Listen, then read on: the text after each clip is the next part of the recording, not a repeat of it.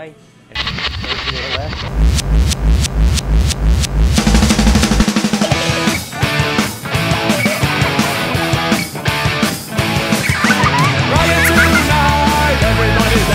What's up, guys? This is the Architectonic, and this is a video I'm making in response to a series of videos that I've been seeing on the internet and on YouTube specifically regarding anarchy. I don't claim to know anything more about anarchy than anybody else, but I do happen to spend a great deal of time studying it. Not only anarchy itself, but the philosophy, economics, and politics behind theories of anarchy. And more specifically, I'm going to concentrate on a theory of anarchy known as primitivism. Now, I haven't studied every anarchist, but I have studied two particular anarchists, which are John Zerzan and Derek Jensen, who endorse anarchic primitivism. So that's sort of the bet I take on it. And what I'm going to do here is sort of elucidate some fundamental approaches to anarchy through primitivism, and especially through John Zerzan's work. If you have anything to add in, please go ahead and make a video response or leave any kind of comment you would like, because anarchy is an actual democracy, unlike the one we've been conditioned to believe in.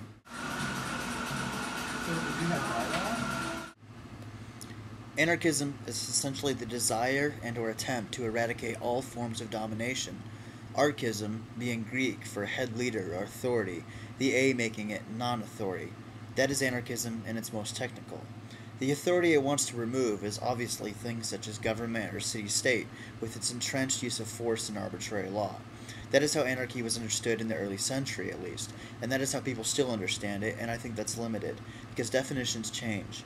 Anarchism is also the drive to eliminate corporate domination and its use of mass manipulation in the production of alienation in people. And it follows that anarchism also works towards removing racism, classism, statism, and things like homophobia. Basically, anarchy is the attempt to eliminate any source of authority or any source of domination of one person or over another.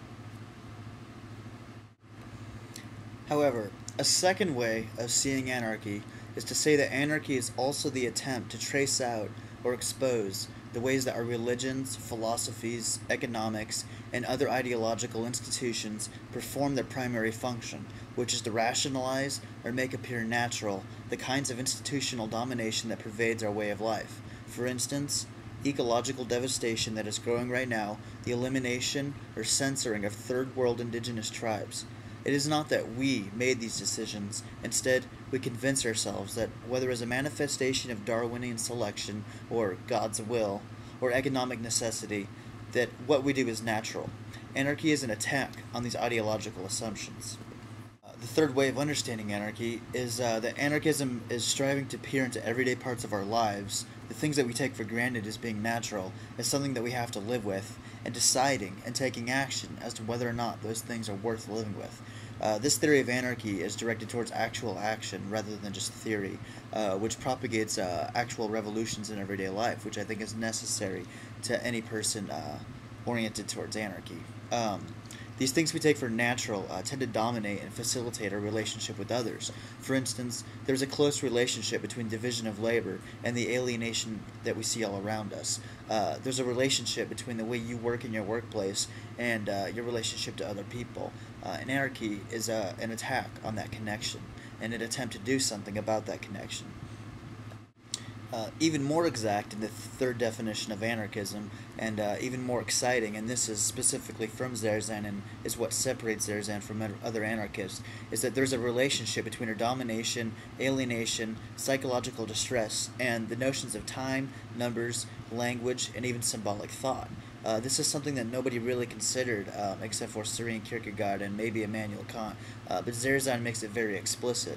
And this is what makes him an anarcho-primitivist, and this is what separates these kind of anarchists from other anarchists, in the sense that they want to eradicate all notions of language, time, and symbolic thought, which they trace back to what was essentially a devastation on human beings, which is the agricultural revolution.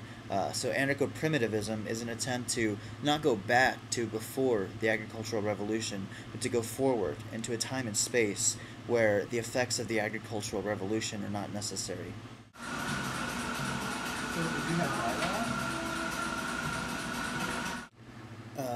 right now in anarchy, at any conference you go to or any argument you get into over the internet or over YouTube regarding anarchy is usually going to be divided on a problem that I call the problem of the extension of domination.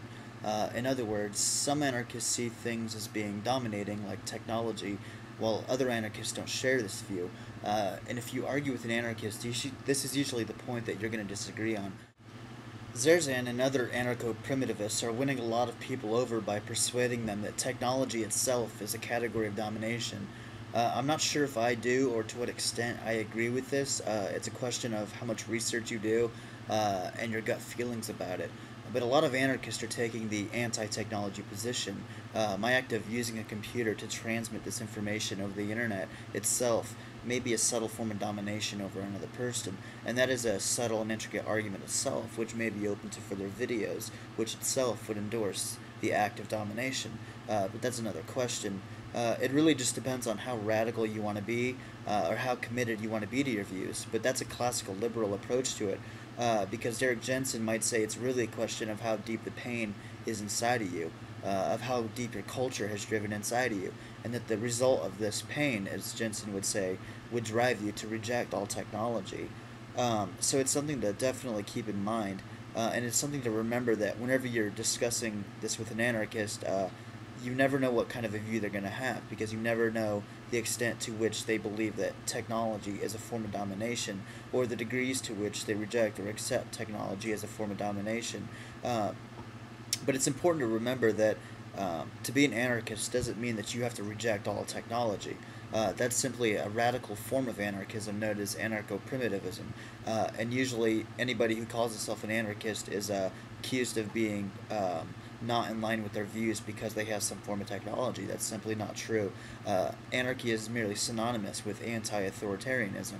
And as the definition of authority is subjective, you could basically make anarchy whatever you want to be. And in philosophy, that's an inherent problem in that people can take any point of view and argue any point of view given their own definition of it. And it's something that I struggle with all the time in discussing things with people online. So I think it's very important for you to get clear about what position you take regarding anarchy, and to get very explicit about what exactly you accept and reject. But it's not easy, and it's a process that I'm going through right now, which is one reason that I'm making this video, which is to help me understand my own views a little bit better. An interesting side note, as a matter of fact, is that a group of my comrades made a trip out to the Northeast and happened to stay a couple of days with John Zerzan himself, and were quite humored to find out that the leader of, quote-unquote leader, of anarcho-primitivism actually had Smucker's Jam in his fridge and an assortment of other name-brand products. He's even rumored by local people to have been spotted at Taco Bell quite a few times, and this really makes you feel a lot better about yourself as an anarchist, because a lot of anarchists have a tendency towards Puritanism, or anarcho-primitivists have a tendency towards Puritanism, and it's extremely hard, to reject all technology and reject all corporation. And the fact that Zerzan had Smuckers and other tools of corporate domination is just interesting. So keep that in mind, especially you anarchists. Yes, this is probably the most common thing that people say to anarchists, especially the common person who really has no knowledge of anarchists and that drives anarchists crazy. But the truth is that anarchy was the condition for at least 99% of our existence as a species, from well before the emergence of Homo sapiens, probably all the way back for at least a couple 100 million years, until perhaps only 10,000 years ago with the emergence of the first agricultural and then civilization. The truth is that anarchy has been the state of man for 99% of our existence. That's a simple fact. The fact that we're close to killing ourselves as a species really should make us reconsider what it is that we've done since the agricultural revolution, and why it is that we're so close to destroying ourselves, and how it is that anarchy seemed to have worked for so long.